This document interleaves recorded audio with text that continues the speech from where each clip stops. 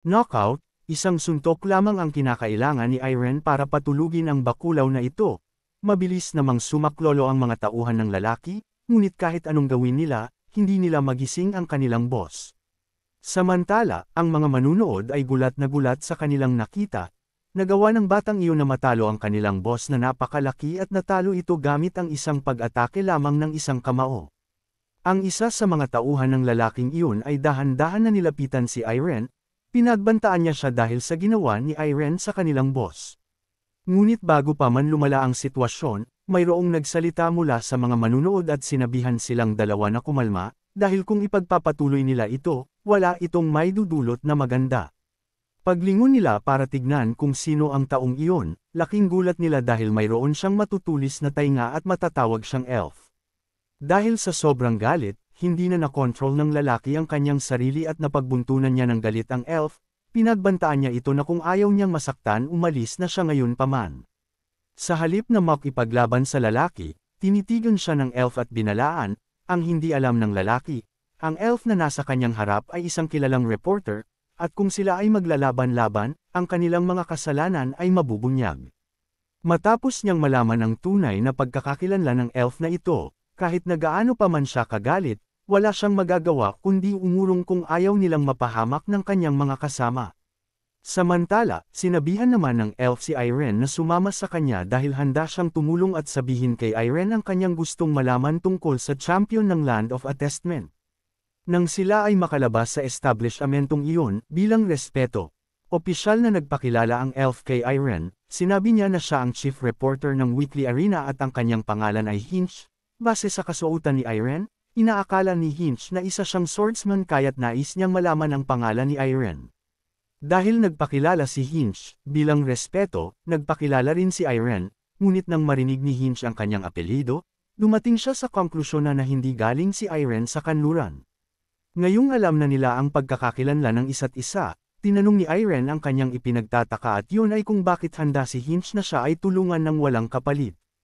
Ang hindi alam ni Irene, si Hinch ay naghahanap ng viral na balita at ang kanilang pagkikita ay nagkataon lamang.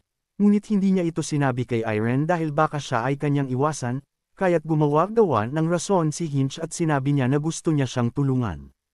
Sinabi ni Hinch kay Irene na sumama sa kanya, ngunit habang sila ay naglalakad kung saan nananatili ang champion na si Ilya, tinanong ni Hinch si Irene kung bakit gusto niyang makita ang champion na iyon.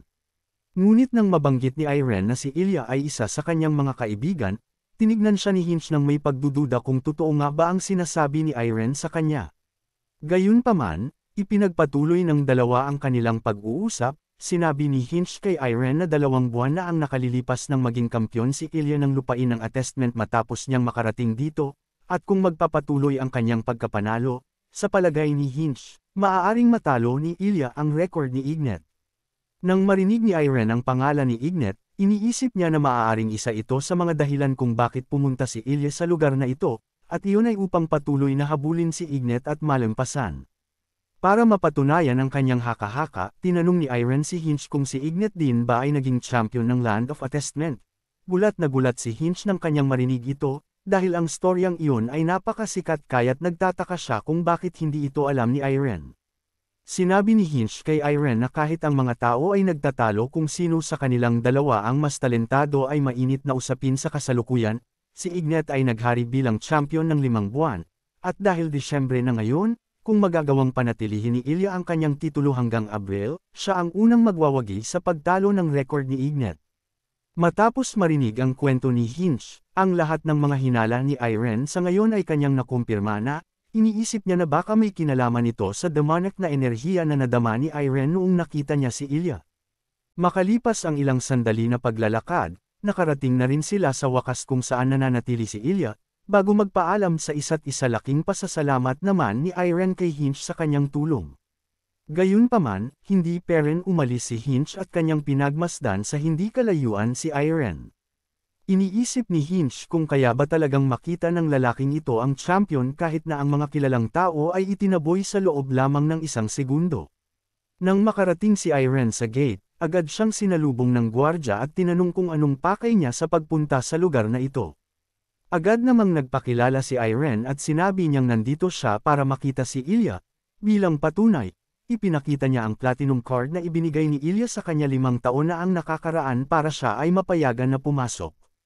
Nagulat ang gwardya nang kanyang makita ito, gayunpaman, hindi niya alam kung totoo ba ito o hindi kaya't humihingi siya ng patawad at tinanong kay Irene kung maaari niya bang suriin kung tunay ba ito. Makalipas ang ilang minuto, matapos kunin ng gwardya ang platinum card, bumalik sila kung nasaan si Irene, ngunit sa pagkakataong ito, mayroon siyang kasama. Nagpakilala ang babaeng ito kay Irene at sinabi niyang siya ay si Emma Garcia at ang bodyguard ni Ilya. Bagaman ang platinum card ni Irene ay totoo, ang dala niyang balita ay masama, dahil tumanggi si Ilya na si Ilya Lindsay na makipag-usap sa kanya. Sinabi ni Emma kay Irene na si Ilya ay hindi narito bilang parte ng pamilyang Lindsay kundi bilang isang swordsman, at nais niyang mag-focus sa kanyang pagsasanay kaya't ayaw niyang makipag-usap sa iba. Gayunpaman, hindi agad-agad sumuko si Irene, determinado siya na makausap si Ilya ng harap-harapan at hindi siya atras hanggat hindi niya siya nakikita ng persona.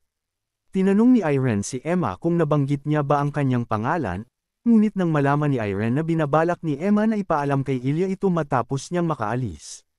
Sinabi ni Irene na bumalik sa loob si Emma at ipaalam kay Ilya na ang kanyang kaibigan na si Irene Parrera ay narito para siya ay makita. Dahil sa determinasyon sa mukha ni Irene, pumayag si Emma na bumalik sa loob para ipaalam ito kay Ilya. Makalipas ang ilang sandali, ang gate ay bumukas na rin sa wakas, at binigyan si Irene ng pahintulot na makapasok. Gulat na gulat si Hinch nang kanyang makita ito, agad niya itong sinulat dahil hindi niya inaasahan na totoo nga ang sinabi ni Irene na siya ay isa sa mga kaibigan ng champion ng Land of Atsmen. Ngayong nakapasok na si Irene sa kung saan nanunuluyan si Ilya, kumatok muna siya sa kanyang pintuan bilang respeto, at nang marinig niyang siya ay pinahihintulutan na pumasok, huminga muna siya ng malalim. At nang buksan niya ang pinto, abutay nga ang kanyang ngiti para hindi mahalata ni Ilya ang kanyang pag-aalala.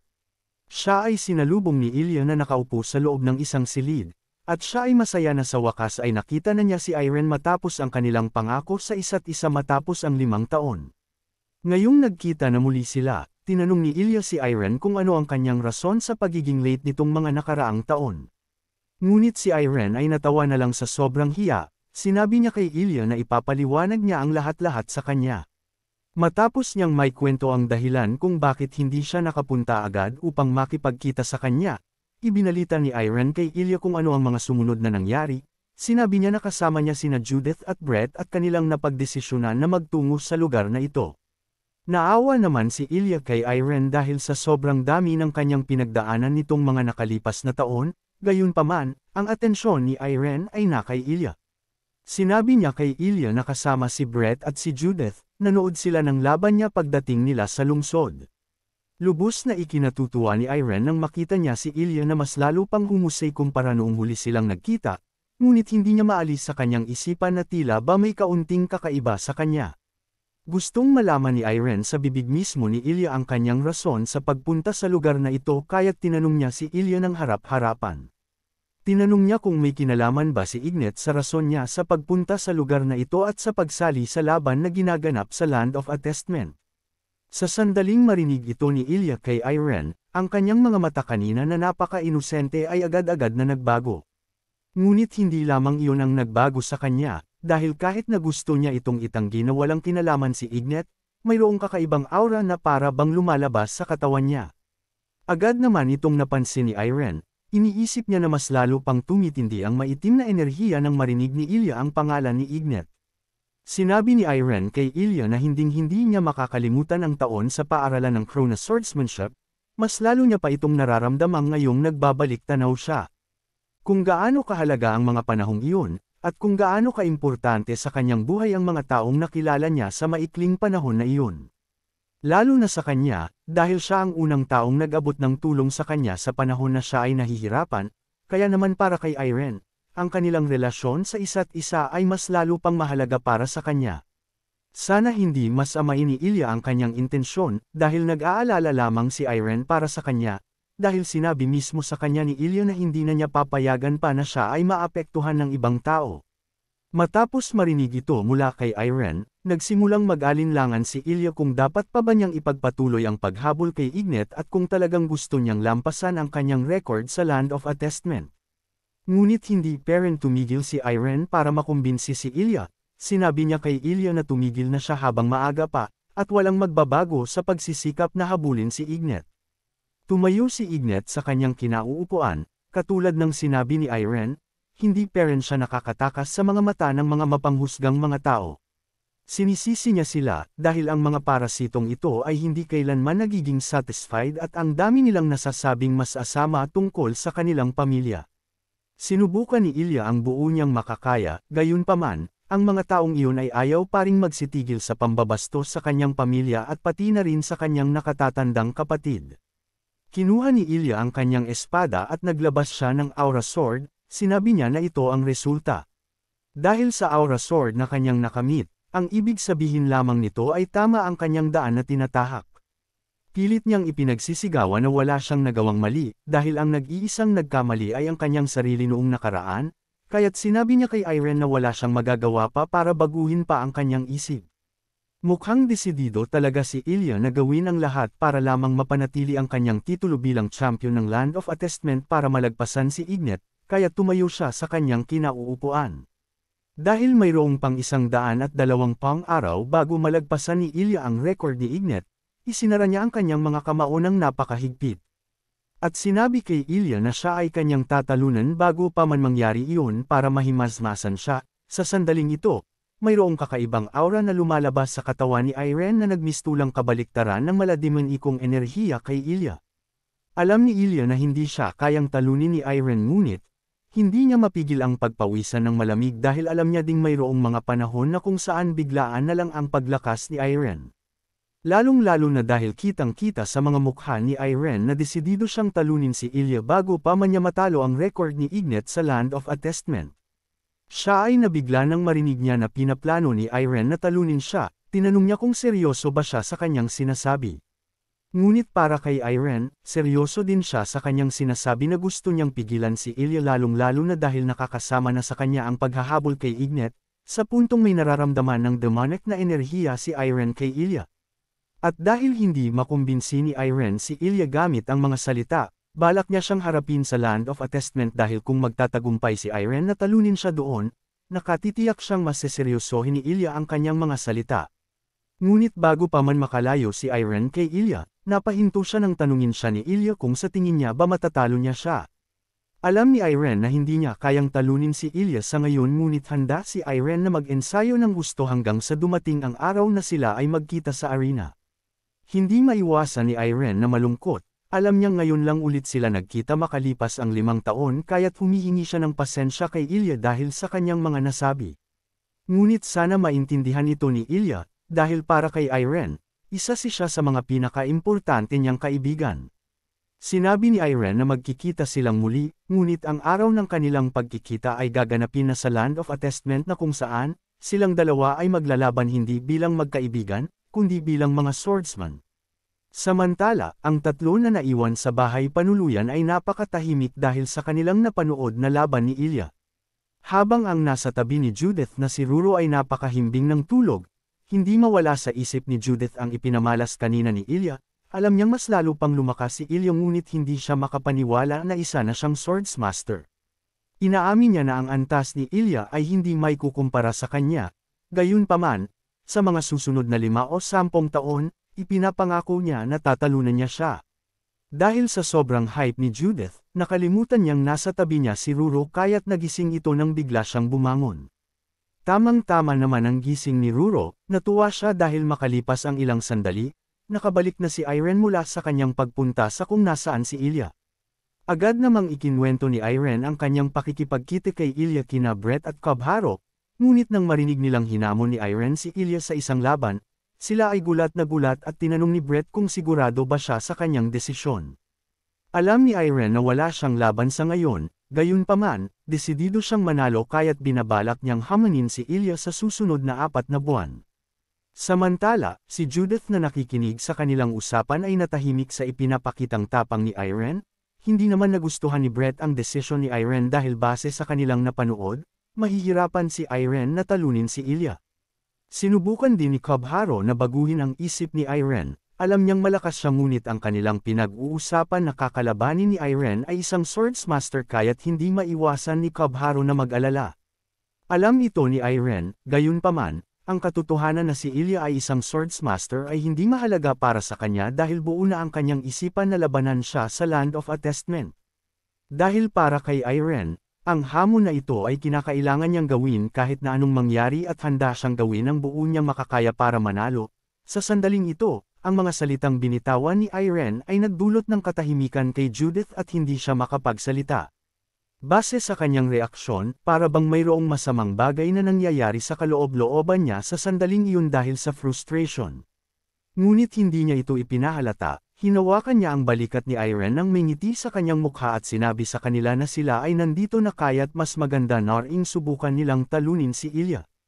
Matapos niyang sabihin na hahamunin niya rin si Ilya, nagpaalam siya sa kanila na pupunta muna siya sa labas para mag-ensayo. Nang makalabas siya, hindi na niya maitago ang kanyang emosyon, lalong-lalo na dahil nang makita siya kung gaano kasigurado si Irene na tatalunan niya si Ilya, iniisip ni Judith na kailangan niyang pagbutihin pa ang kanyang pag-eensayo para hindi siya mapag-iwanan. Samantala, bagaman sinikap ni Judith na itago ang kanyang emosyon, napansin ito ni Brett dahil sa madaming taon na kanilang pinagsamahan. Ipinaalam niya ito kay Irene ngunit hindi ito naintindihan ni Irene. Kaya't binago na lang ni Brett ang kanilang usapan, tinanong niya kung may plano ba si Irene kung paano niya matatalo si Ilya sa kanilang laban na malapit nang mangyari.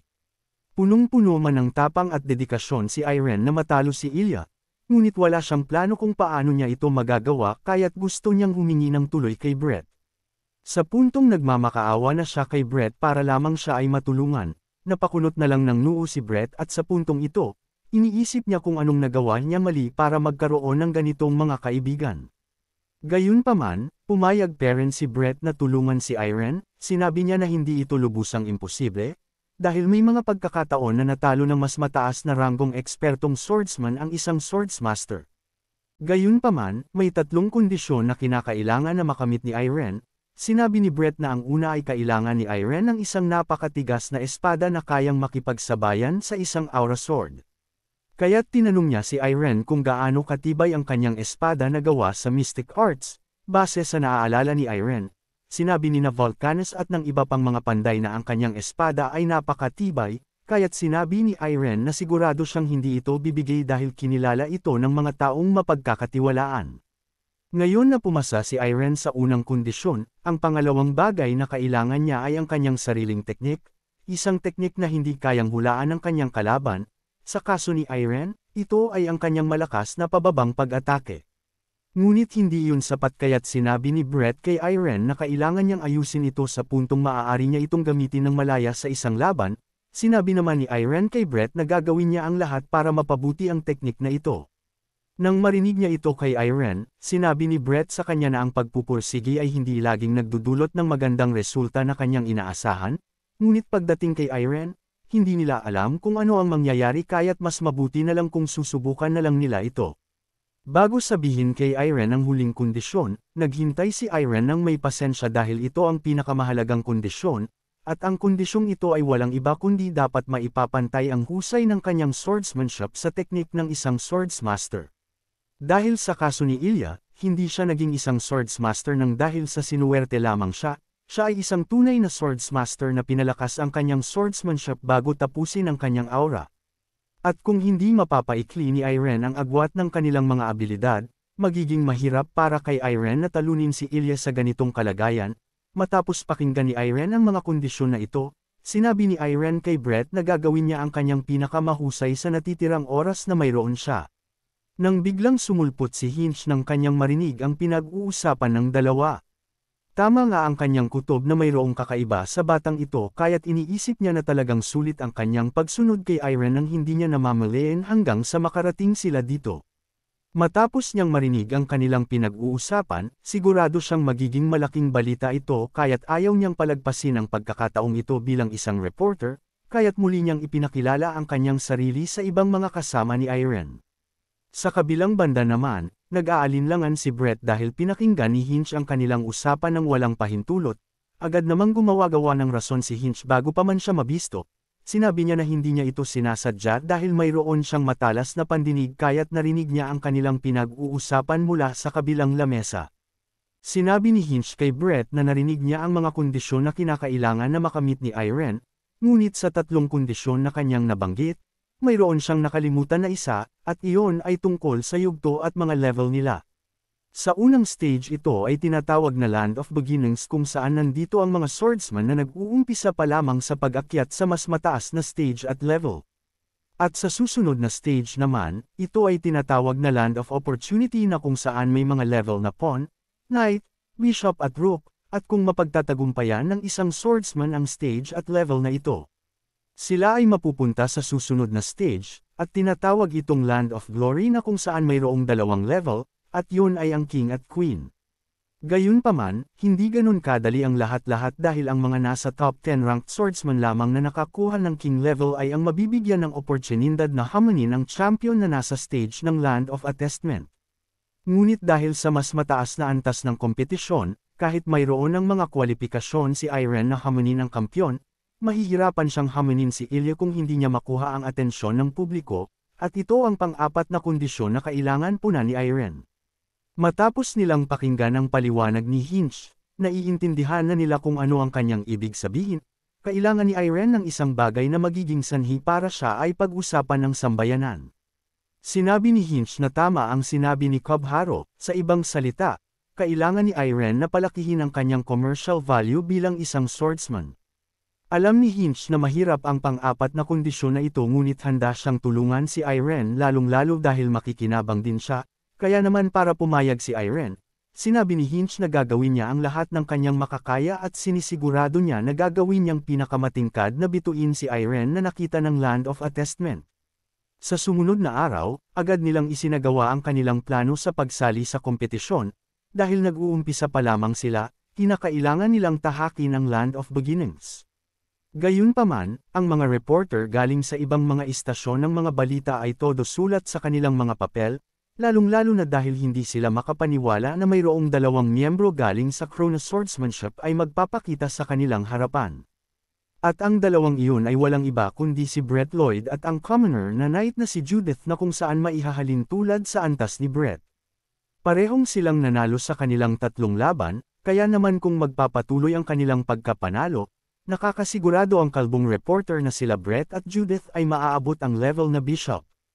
Dahil sa matinding kompetisyon ng mga reporter, pinaplano niyang samantalahin ang pagkakataon na ito at makakuha ng isang panayam sa kanila bago pa man makakuha ng panayam si Hinch kay Judith at Brett. Nang makaalis sina Brett at Judith sa arena, agad silang dinumog ng mga reporter para makakuha ng panayam, ngunit sa halip na sagutin ito ni Judith at Brett, sinabi nila sa kanila na hindi sila magbibigay ng anumang panayam. Habang paalis sina Brett at Judith, binabalak ng kalbong reporter na sila ay sundan ngunit bigla siyang pinigilan ng kanyang tauhan na kanyang ikinagalit, lalong-lalo na dahil inutusan niya siyang panuurin ang iba pang mga swordsman na maaaring may dagdag sa kanilang balita.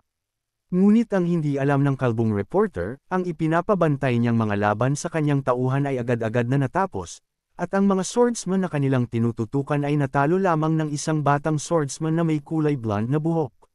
Samantala, dahil kasama ito sa kanilang mga plano, si Hinch mismo ang unang lumapit kay Irene at humingi ng panayam. Nang marinig nilang pati si Irene ay kabilang sa gintong henerasyon katulad nina Judith at Brett, hindi nag-atubili ang iba pang mga reporter. At agad-agad nilang dinumog si Irene ng napakaraming tanong, katulad ng tungkol kina Judith at Brett, at kung anong rason nila sa pagpunta sa lugar na ito. Bago pa man sumagot si Irene sa kanilang mga katanungan, kanyang inalala muna ang payo ni Hinch na kinakailangan niyang sumagot sa panayam na puno ng confidence at ambisyon. Humingi si Irene ng tawad sa kanila, dahil parehong napagpasyahan ni Brett at Judith na huwag sagutin ang anumang mga tanong, hindi niya maaaring sagutin ang mga tanong sa kanilang kapakinabangan.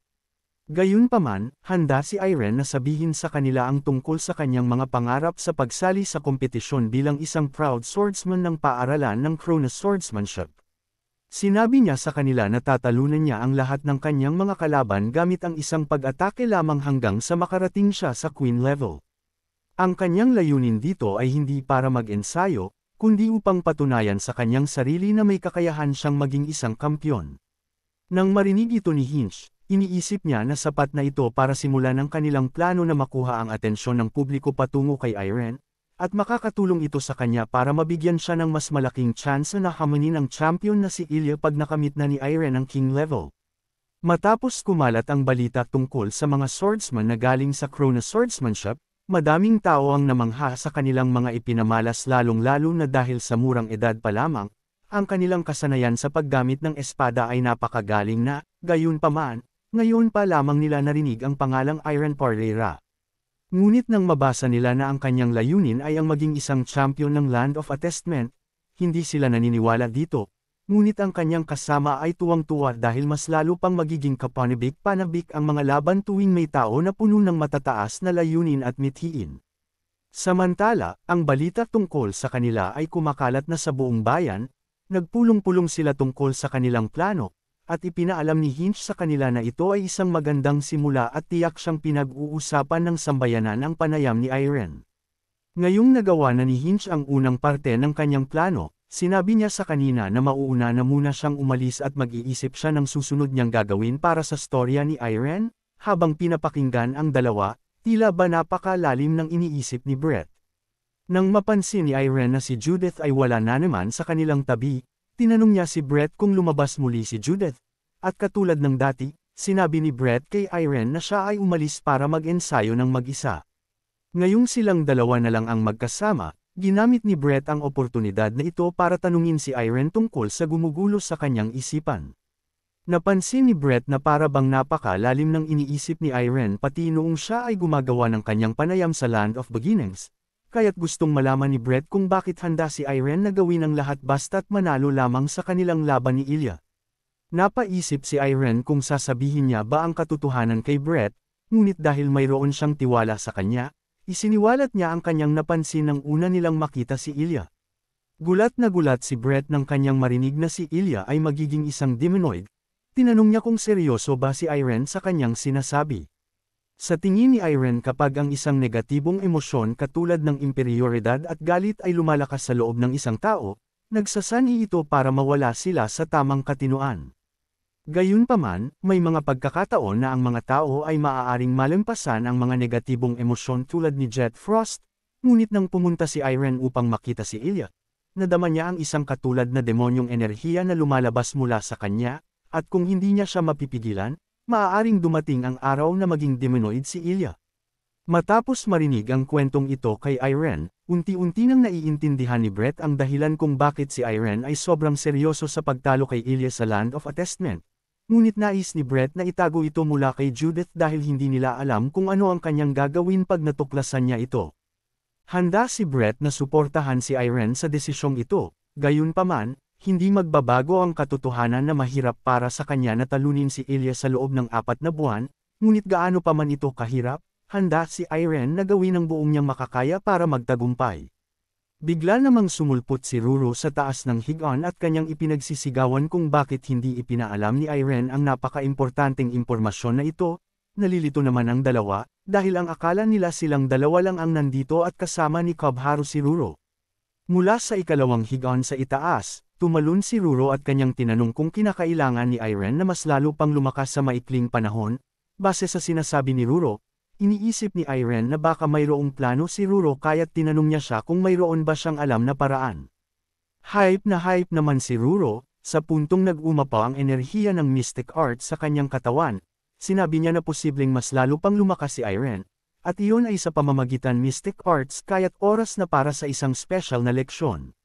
Sinabi ni Ruro kay Irene na simula sa araw na ito, tuwing siya ay mag-e-ensayo, kailangan niyang itatak sa kanyang isipan ang isang matindi na kagustuhan.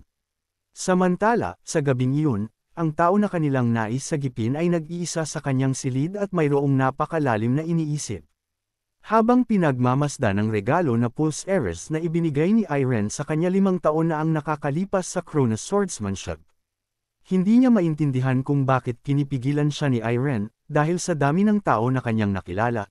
Si Irene lamang ang kanyang pinagsabihan ng kanyang mga hinanakit kaya't inaasahan ni Ilya na maiintindihan niya siya. Ngunit hindi ito ang nangyari, nang mapansin ni Ilya na mas lalo pang naguguluhan ang kanyang isip, pinaplano niyang lumapit ulit sa nakilala niyang pari. Nang makarating siya sa simbahan kung nasaan ang paring iyon, nagtapat siya ng kanyang pinuproblema. Gulong-gulo na siya kung ang lahat ba ng bagay na kanyang nakamit hanggang ngayon ay mayroon ba talagang mga halaga, natatakot siya na baka ang lahat ng ito ay walang saysay at walang patutunguhan. Nalulula siya sa kanyang emosyon, sa puntong naiiyak na rin siya dahil pinagdududahan niya kung ang daan ba na kanyang tinatahak ay tama ba. Nang marinig ng pari ang hinanakit ni Ilya, idinampi ng pari ang kanyang mga kamay sa ulo niya at sinabihan siyang huwag matakot. Dahil ang tulad niya na tiniis ang lahat ng uri ng inggit, pagseselos, kritisismo at panlalait, huwag niyang hayaan na ang konting bagay na ito ay mapigilan ang kanyang sarili. Habang pinapakinggan ang mga napaka-mabubuting salita mula sa pari, walang kaalam-alam si Ilya na ang pari sa harap na kanyang pinagkakatiwalaan ay may masamang balak sa kanya. Ginamit ng pari ang pagkakataon na ito kung kailan si Ilya ay nasa pinakamababang punto ng kanyang buhay para siya ay ma-brainwash. Matapos niyang gamitan ng mahika si Ilya para maapektuhan ang kanyang pag-iisip, sinabi ng pari sa kanya na magpatuloy siya sa pag-aalay ng kanyang sarili hanggang sa mawala sa mundo ang lahat ng mga taong kinutya sila. Si Ilya naman ay nagmistulang na brainwash matapos makipag-usap muli sa kainahinalang pari na ito, at ang kanyang mata na puno ng buhay ay nagmistulang nawalan ng buhay at saya. Sa sumunod na mga araw, lumabas sina Irene at Ruro dahil binabalak nilang makipagkita sa pinakamagaling na instructor sa bayang ito na inirekomenda mismo ni Hinch para matulungan si Irene na mas lalo pang lumakas. May natitira pang isang linggo si Irene para sa susunod niyang laban kaya't naisipan niyang gamitin ang mga araw na ito para makipagkita sa instructor na sinasabi ni Hinch. Bago pa man sila makarating sa tirahan ng instructor na iyon, bumungad sa kanilang harapan ang napakaraming bilang ng mga swordsman na nagnanais magpaturo para mas lalo pang tumaas ang kanilang antas. Bago makipagtagpo sa instructor, pumunta si Irene sa kanyang kalihim upang sabihin siya na sila ay narito dahil sa rekomendasyon ni Reporter Hinch. Narinig din ito ng kalihim mula kay Hinch kaya't sinabi niya kay Irene at Ruro na sundan siya. Ngunit nang pumasok si Irene at si Ruro sa gate, hindi nila maiwasang mapahanga at mabigla sa kanilang nakikita. Ang lupain ng instructor ay napakalalawak at nagmistula itong lupain ng isang noble, dahil sa lawak nito, sinabi ng kalihim sa kanila na sumakay sa karwahe dahil malayo-layo ang kanilang lalakarin. Tinanong ng kalihim si Irene kung anong layunin nila kung bakit gusto nilang makipagkita sa instructor, ngunit nang masabi ni na Irene na gusto niyang magpaturo, sinabi sa kanya ng kalihim na baka hindi ito mangyari. Dahil sa kasalukuyan, kontento na ang instructor sa kanyang pamumuhay sa ngayon, gustong-gusto man niya ng pera, ngunit hindi siya papayag ng ganon-ganon na lang nang dahil sa maliit lamang na salapi. Confident namang sinabi ni Irene na wala siyang dapat ipag-alala dahil mayroon silang plano kung paano mapapapayag ang instructor na turuan siya. Matapos nilang makarating sa kanyang tahanan, sinabi ng kalihim kina Irene na maupo muna sa sala at kanyang tatawagan ang instructor. Samantala, tinanong ni Irene si Ruro kung sa tingin niya papayag ba ang instructor na turuan siya. Sumagot naman si Ruro. Sinabi niya na mukhang hindi sila mahihirapan na kumbinsihin siya dahil gusto ng taong iyon ang pera. Makalipas ang ilang sandali, dumating naman ang instructor at nagulat siya dahil mas bata pa si Irene sa kanyang inaasahan. Base sa kasuotan at mag-agarang mga alahas na suot-suot ng instructor na si John Drew, tugmang-tugma sa kanyang kasuotan na gustong-gusto niya talaga ng pera. Tumayo si Irene at ipinakilala ang sarili niya kay John, at dahil si Hinch ang nagrekomenda sa kanila dito.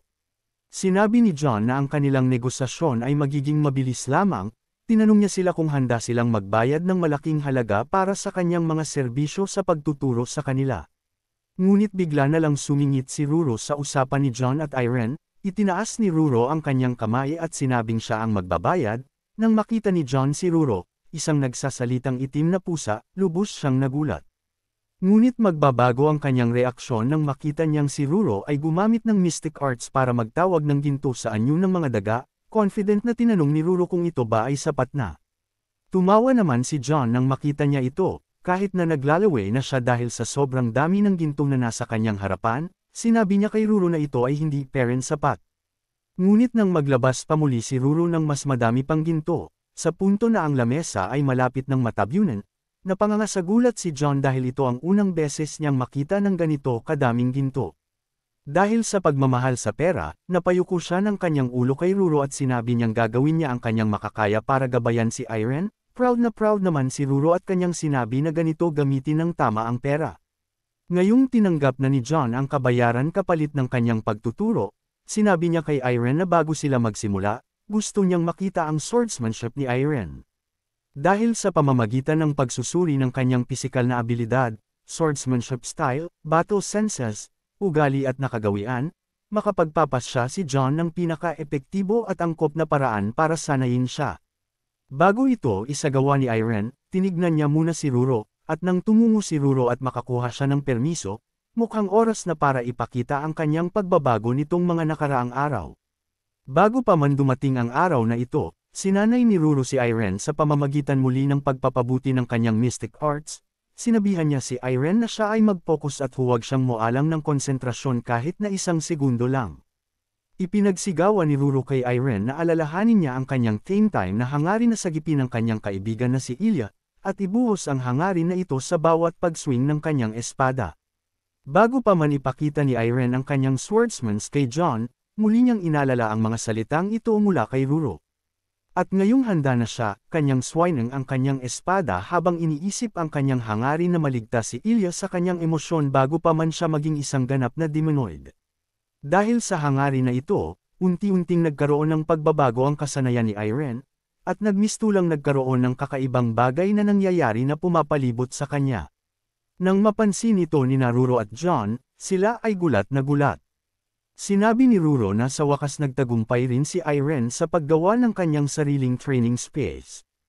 Habang nag-eensayo sa loob ng kanyang training space, iniisip ni Irene ang kanyang hangarin na iligtas si Ilya. At kahit na anong mangyari, gagawin niya ang lahat para magawa lamang ito.